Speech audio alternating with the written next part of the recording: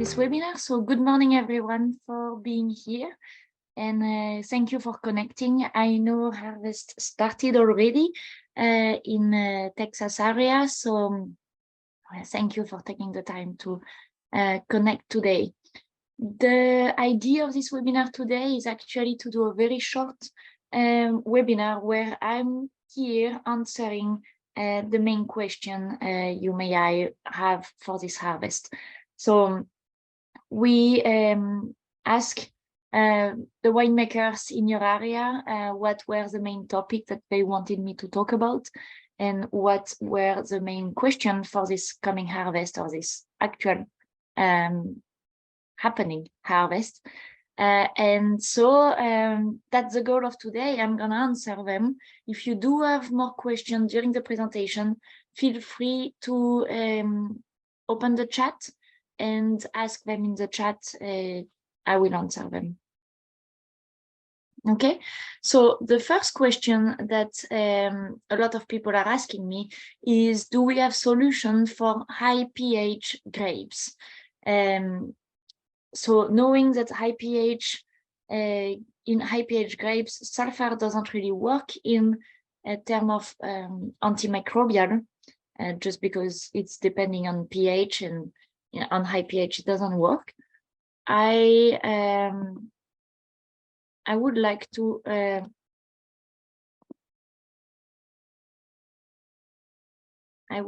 show you our solution, which is bioprotection. So bioprotection is actually a way, a natural way to inhibit unwanted microbes by introducing a positive microbe. So we are playing on colonization and dominant population. And so we are working with a strain that is a Machnicovia pulcherrima, pure Machnicovia pulcherrima, that will allow you to inhibit the development of other non-SAC and bacteria. So in this way, we don't have any VA, and we don't have any ethyl acetates. And this Machnicovia pulcherrima is actually not going to damage anything. It's not going to ferment. It's not going to use any nutrients. So it's a pretty positive microbe. It is fully bioprotection, basically. So this is called bnature. So the other question I have is how, of course, related to bnature, is how to use it. So how to use bnature would be very simple. We can sprinkle it on grapes, 50 grams per ton, and on juice we are at 5 grams per hectoliters. You can spray it on harvest and crush equipment as well. So you can make a spray and just put it everywhere on your equipment after sanitation or in between lots. And this will allow you to make sure the population that is there is the one that we know about, which is the bnature. When to use it? In the harvester, in the picking bin, as soon as possible, so its effect as antimicrobial works as soon as possible.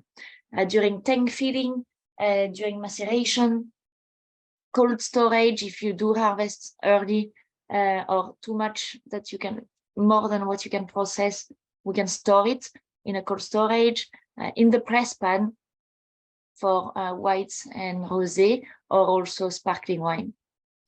And then, since it doesn't compete with Saccharomyces, you can use it to promote the development of Saccharomyces in terms of wild fermentation. If you want to spray it on harvest and crush equipment, you can prepare a solution of 20 times its weight in chlorine-free water, and you have here the protocol, but you can ask us. I'm happy to have a protocol ready for you.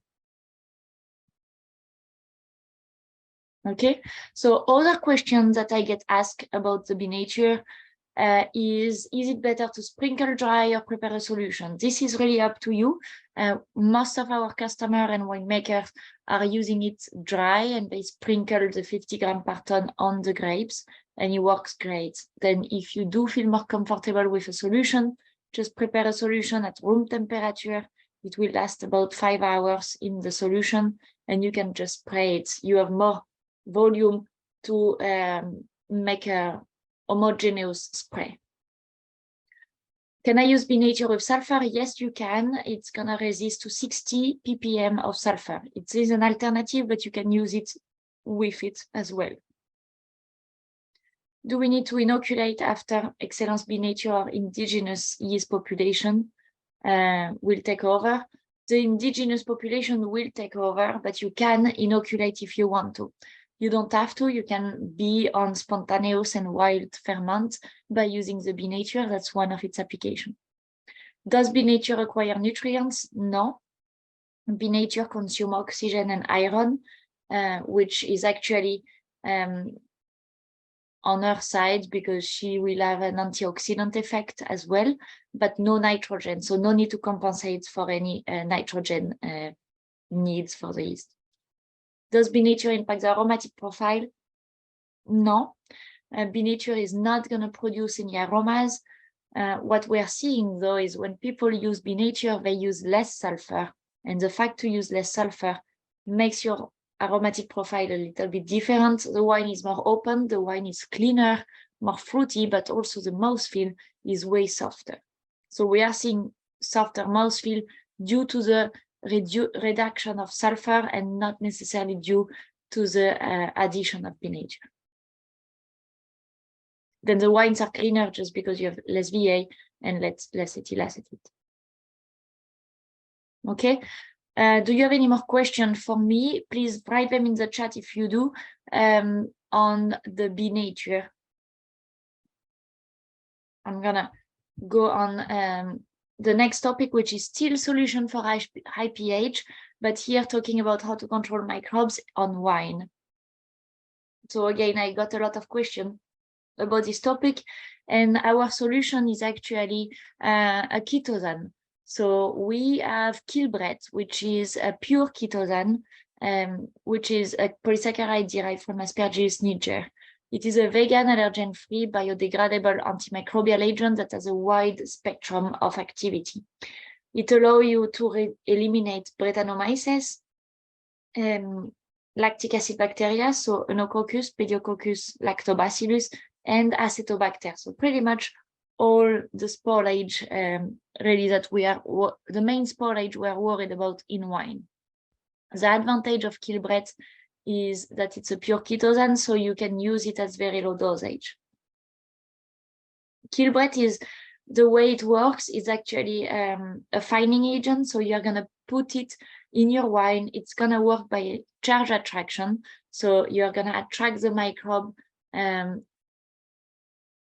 by charges with the ketosane, and the ketosane is going to damage the cell walls of the microbe. So first activity, there is no more metabolism of the microbe, so no more activity, nothing really happened. You stop the development of this microbe. Second stage, the membrane gets altered, and so the cell is actually exploding or is burst, or is leaking, which means the microbe is dead. So second step is killing the microbe. The third step is to settle down all the cells, so you can then rack off your wine when you do a treatment. So very efficient. The second question is how to use it. So we always recommend to use it as preventive. Preventive means post-malolactic. You usually do your racking, and then you can add 4 grams per hectoliters of ketosane in the lots that are clean. You just add it in case of any contamination and just to protect. This will allow you to have a coverage and be protected for a few months in terms of microbial contamination. You don't need to rack the wine from a treatment, a preventive treatment at 4 grams per hectoliters. Then if you do have a contamination, you need a curative treatment. In this case, you would go 6 to 8 grams per hectoliters, followed by a racking 10 days after, and then you will add 2 grams per hectoliters for protection, just to keep the wine clean. That's a very efficient way to control microbes. It can be with sulfur, but again, sulfur is pretty inefficient on high pH wines. More question about Kilbret. Is Kilbret replacing sulfur? It can if you want to, but it can also be used with sulfur. So it is the alternative to sulfur to control microbes, but it works better than sulfur on high pH. And it can be used with sulfur if you want to use sulfur as antioxidant. Do I need to rack off lees after Kilbret addition? Only if you use it as a curative treatment. The idea is if you are a curative treatment, you have a lot of microbes, so you have to go higher in dosage, and you are gonna remove a lot of microbes from your wine, which means you don't really want to have your wine settling on dead microbes lees. So we're racking off in this situation. Can I use Kilbret in juice or during fermentation? Yes, you can. It is also efficient in juice and fermentation. We usually recommend to use Be Nature on juice for controlling microbes because of its cost, and also so you can have two different products for juice and wine with better efficiency. Can I use Kilbret to prevent malolactic in whites and rosé? Yes, of course you can. Kilbret will remove Enococcus, so you will inhibit malolactic by using Kilbret. If you do have more questions about Kilbret, please write them in the chat. This is all the questions that I collected from. We ask each of you and all the winemakers of your area. So this webinar is really focusing on Texas area, and that's the question that came out. Another big question was the natural way to acidify wine. How does it work? So we have a new yeast, which is called Excellence X Fresh. This yeast is a Lachenza thermotolerance, non-Saccharomyces strains. This yeast is able to actually metabolize sugar into lactic acid. That's her metabolism. So she's going to use sugar, produce a little bit of alcohol and lactic acid. This way, we allow to decrease alcohol, to decrease pH, and increase total acidity with adding lactic acid. So that's actually great natural way to acidify wine. This yeast is also producing ester and acetate, parts of our metabolism, which allow to refresh the wine and add a little bit more fresh fruit and floral aspect in the aromatic profile. So we refresh it overall and we can cover the overripe fruit. This yeast is fermenting up to 7%, 7 to 9% alcohol, so it will need the Saccharomyces cerevisiae to complete fermentation. So we need to do fermentation with our classic yeast. This is an additional yeast that you use at the beginning to produce some lactic acid and allow you to actually increase acidity in your wine naturally. The condition to use Excellence X Fresh, so you can use it with sulfur or you could use it with Be Nature. In terms of sulfur, max 50 ppm. You rehydrate it in chlorine-free water, 104 Fahrenheit with steam, which is our rehydration nutrient, at 20 grams per hectoliter, so like a classic yeast. The dosage would be 10 to 20 grams per hectoliter, depending the impact and the effect you want from the yeast, how much lactic acid you want to be produced.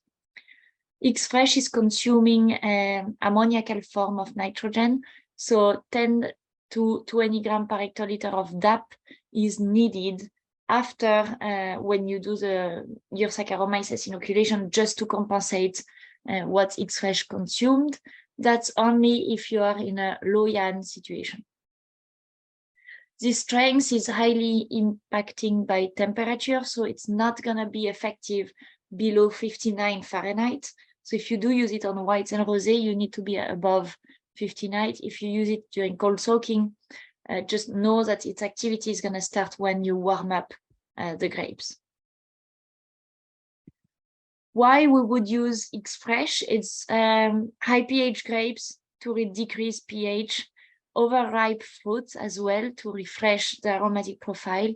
You can use it as a blender tank. If you use it in a tank and you let it go as much as it can, you will see you can produce up to 12 grams per liter of lactic acid, which is a huge amount.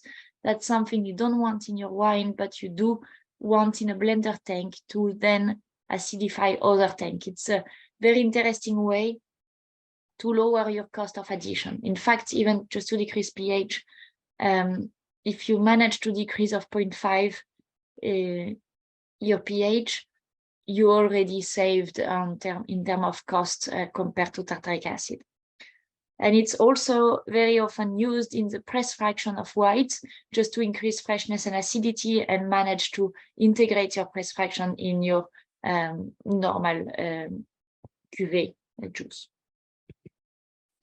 The way to add it, you can do a co-fermentation for less impact on analysis and pH and lactic acid, but strong impact on aromas. This means X-Fresh with Saccharomyces the same day. Sequential, X-Fresh, and then you wait 48 to 72 hours to put Saccharomyces, or blender tank X-Fresh until 7% alcohol, and then Saccharomyces to finish.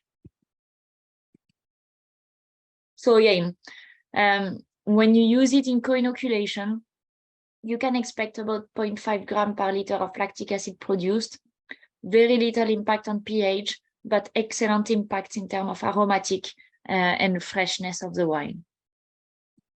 In sequential, if you do 48 hours in between X-Fresh and Saccharomyces, you will have about 1 gram per liter of lactic acid.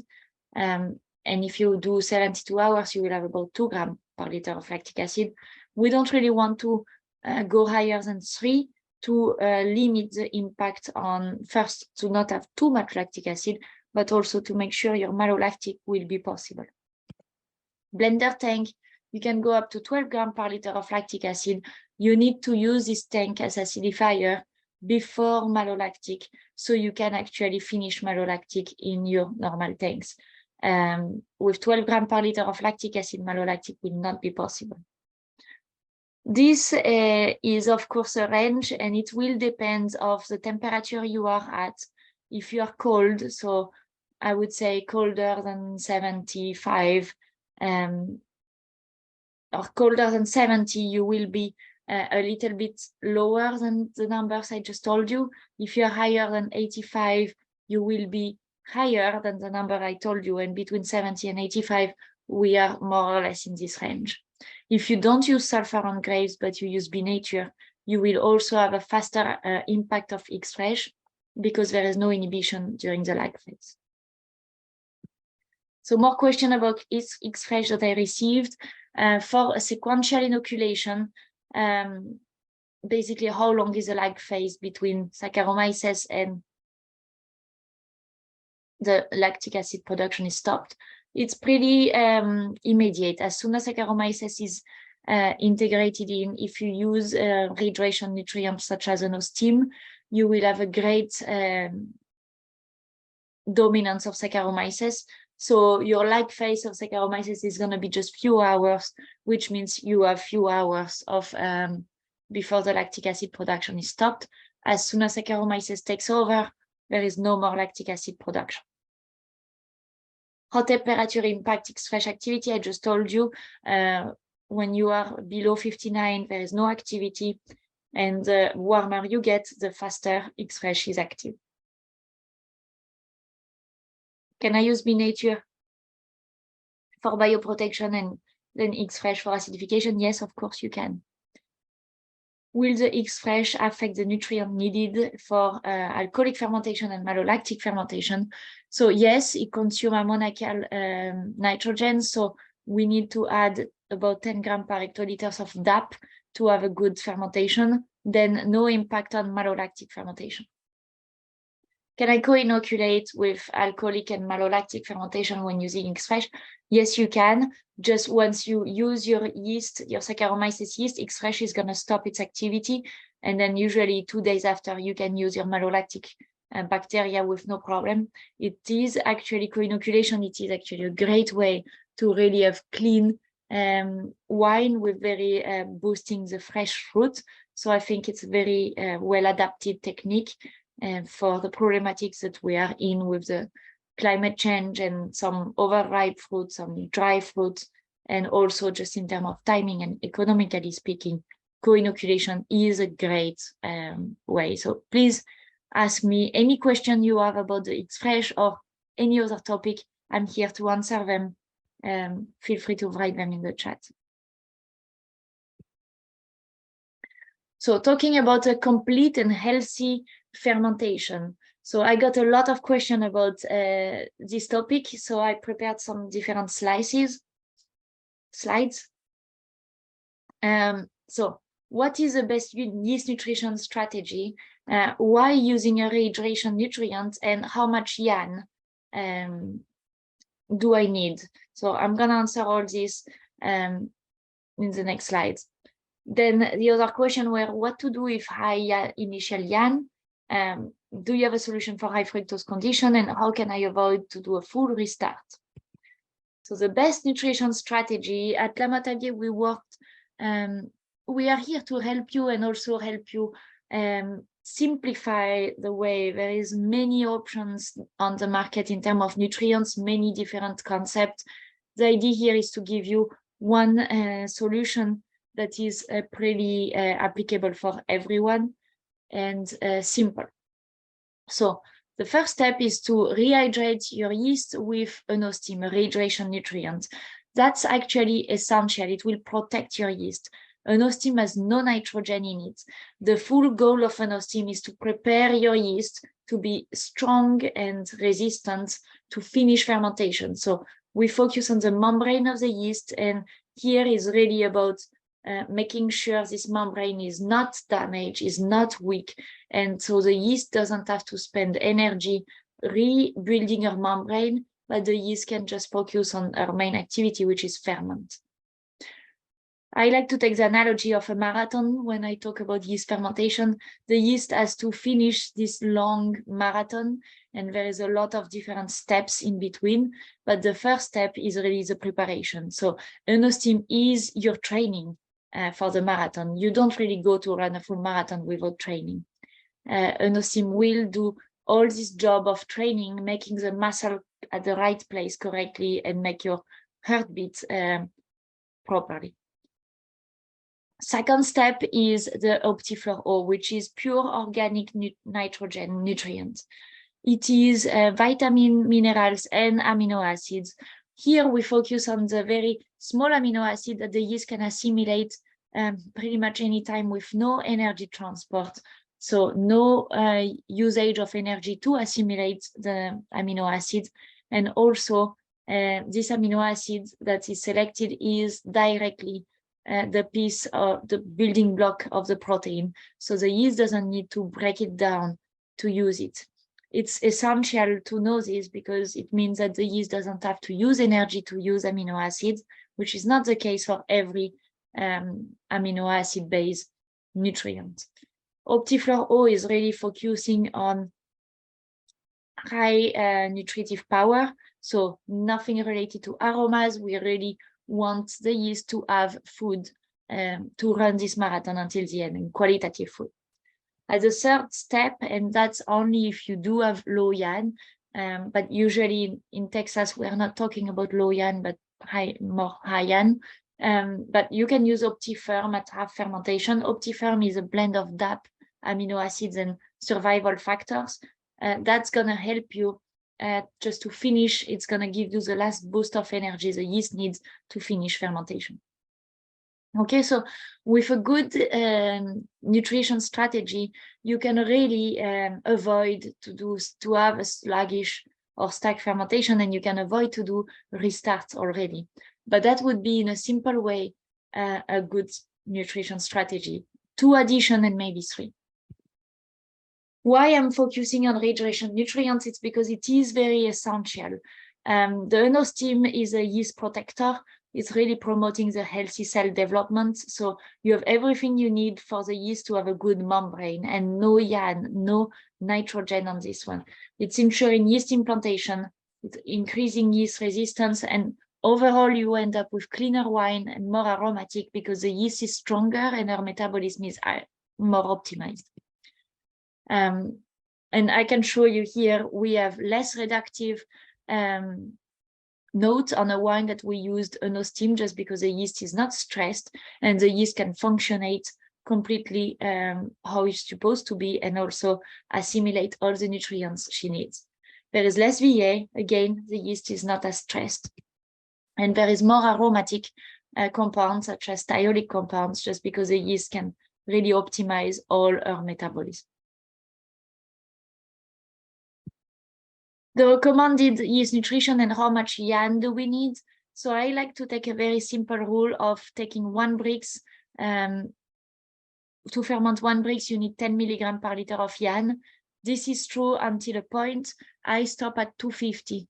250 milligrams per liter of yan is enough. If the yeast struggle with 250 of yan, it means she needs something else, such as sterols, unsaturated fatty acids, oxygen. So you can max at 250 and then start to add other nutrients. 250 max is of course true when you use an steam. So we have a table, we developed a table here with guiding you towards what do you add depending the yan and the initial Brix. I'm happy to send it to you. It's also available on our website, so feel free to ask me. Then how to complete difficult fermentation. So we have a very simple way to do this. So if you feel your fermentation is sluggish, or if you feel you have high fructose grapes, or you're starting with high Brix and you know for sure it's gonna be an issue, you're pressing early and you want to make sure you finish your pressing fractions, we have a very simple solution. You prepare our LA Baianus, which is a Baianus strength, with an steam in chlorine-free warm water. You just gonna double this volume with your wine. You wait 20 minutes and then you put it in your wine, and that's it. Our LA Baianus is a Baianus strength yeast, fructophilic. So you can add it to your wine up to 5 Brix. It will help you finish your fermentation. No, really, like no matter if it's high glucose or high Brix or a press fraction, it's gonna work. Very simple solution for a lot of different issues. Then the question was what to do if you have too much yan. In this case, we go back to this table, but it's really about focus on Onosteam and Optiflor O. You still need to feed the yeast because you build up too much population with too much yan. And so you need to feed this population, otherwise you are creating, again, a lack of nitrogen. So make sure you feed the yeast with organic nitrogen. If you have more questions about yeast nutrition, please feel free to ask me and write them in the chat. The last point that I want to touch base on, and then I will be done with my half an hour, is how to retain and stabilize color. So that was a big question and it's a big topic. We have a full webinar on this, so I just want to give you the 3 main points here, which are: the first one is to extract your color from your grape, the cells of the skin. Okay, so for this we use an enzyme, which is an enzyme crush, which is a purified pectolytic enzyme developed for extraction. So we use it on grapes. You can put it at harvest, or you can put it at reception, or also during processing.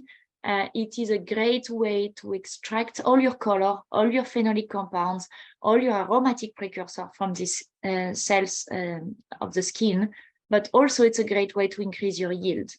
You can use an enzyme crush on whites and red. So we managed to do one product for every type of wine to make your life easier.